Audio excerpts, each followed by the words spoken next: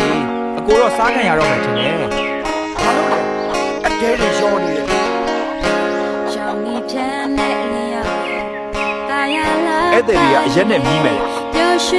ငါကြားတာတော့ငါတို့အိမ်ရှင်ကမတက်ချင်လို့ပြောတယ်အိမ်ရှင်ဒီသားစုကတော့မတက်ရက်ဘူးလေ